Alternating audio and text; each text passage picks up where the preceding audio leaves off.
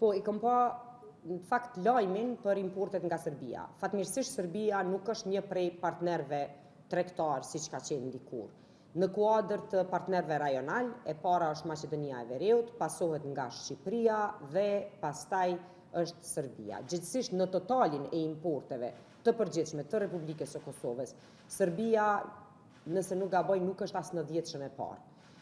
Në krahasuar me periudhën e njëjtë të vitit të kaluar, ka pasur një rritje të lehtë, megjithatë ajo ka të bëjë për shkak të disa specifikave me materialin ndërtimor dhe problemeve që janë shfaqur brenda këtu në Kosovë, me të cilat jemi duke u marrë intensivisht në raport me disa industri.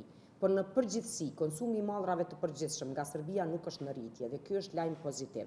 Por nuk është ideja apo synimi ynë që të kujdesemi që nuk kemi import të mallrave vetëm nga një shtet siç është Serbia. Ajo duhet të ishte një njohuri e përgjithshme dhe një kujdes i gjithë konsumatorëve që të mos konsumojnë mallra të importuar nga Serbia për shumë arsye, nuk do t'i listoj tash.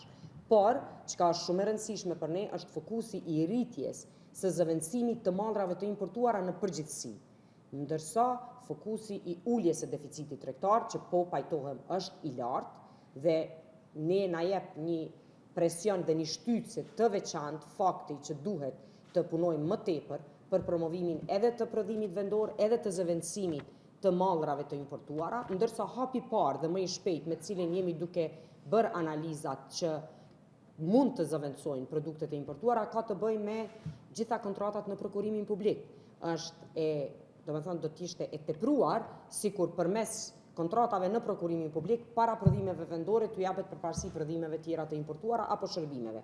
Por me këtë duhet në gjithë spektrin e ndihmës për prodhuesit vendor, duke filluar nga rritja e cilësisë, konkurrentshmëria në çmime dhe masa tjera. Dhe unë krejt çka fola deri më tash shkon në funksion të saj, në veçanti në ngritjen e infrastrukturës industriale, në mënyrë që përmes mekanizmave siç janë zonat industriale tash me komponentën e gjelbërt, t'i ofrojmë bizneseve mbështetje të drejtë për drejtë dhe ulje të kostos gjatë procesit të investimeve që pastaj të mund të kenë prodhim të mirëfillt dhe të konkurrueshëm në tregun tonë, por edhe në tregun rajonal.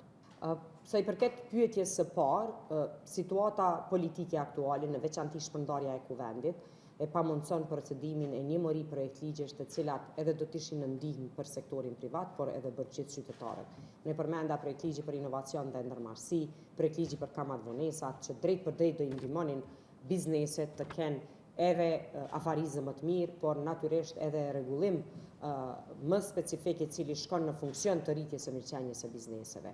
Sa i përket investimeve, çuditërisht kemi pasur një periudhë të zgjedhjeve dhe pas zgjedhjeve dhe gjatë prezantimeve që i kemi pasur edhe në Zvicër, edhe në Gjermani, paraprakisht edhe në Holandë, nuk është vrejtur tek komunikimi ndonjë brengje natyrës veçantë për destabilitet politik, por që në shumicën e rasteve kur kemi të bëjmë me funksionalizimin e trupave, për shembull mekanizmi për shpalljen e investitorëve strategjik, ne jemi të vetëdijshëm që këto të gjitha do të kenë vonesë tek promovimi ose tërheqja e investitorëve të huaj. Prandaj është më së domosdoshme që menjëherë pas procesit zgjedhor, me një rezultat të qartë dhe me një respektim të vullnetit të qytetarëve, të formohen institucionet, të mos ketë zhagitje politike dhe natyrisht gjitha proceset e reformave, jo vetëm në aspektin ekonomik edhe tregtar, por edhe në gjithë spektrin e ekzekutivit, të vazhdojnë me ritëm dhe dinamikën që e kanë filluar.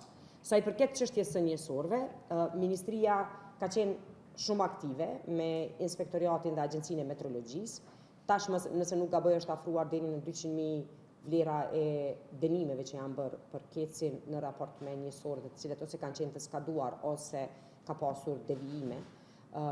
Pjesa e kompenzimit të qytetarëve është duhet të jetë vendimi i rregullatorit. Për arsye se është obligim i agjencisë, në këtë rast të rregullatorit të energjisë, që ta detyroj KESKon të bëj kompenzimin për ato vende ku vërtetohet se ka pasur mbi vlerësim, gjithsesi çmim më të lartë se sa që duhet të paguajë.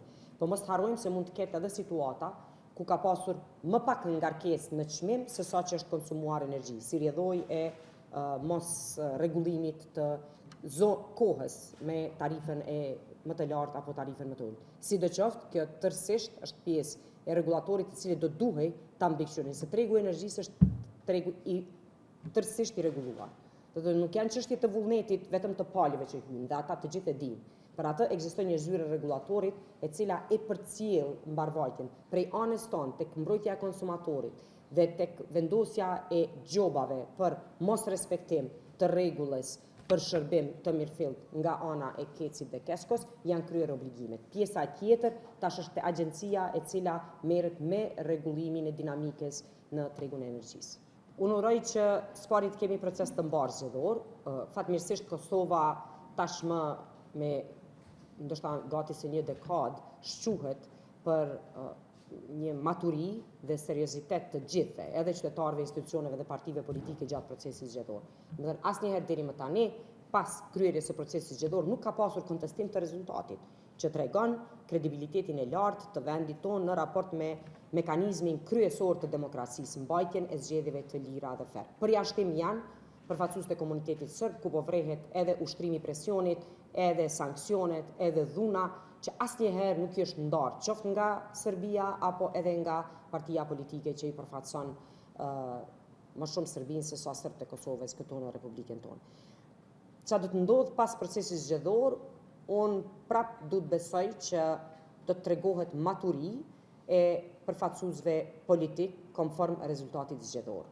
Është paksa absurde për partitë të cilat, domethënë në raport me peshën politike dhe besimin që e marrin nga qytetarët, të kenë kërkesat si në të krahasuara ose paralel me partitë ose me partinë fituese.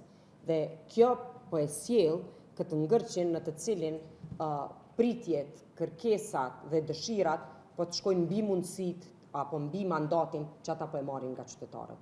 Krejt çka duhet për të pasur institucione të formuara pas 7 qershorit është respektimi i vullnetit qytetarëve në 7 qershor. E njëjta do duhej ose do të qëndronte sikur të respektojë mirëfilli vullneti i 28 dhjetorit. Unë e kuptoj edhe kërkesën për kompromise politike, po përtej asaj se çfarë kanë dhënë qytetarët është e pakuptim të kërkohet të mirët në tavolinë të negociatave. Ka pyetje tjera? Ju falenderit shumë, në veçanti edhe për bashkëpunimin e deritashëm.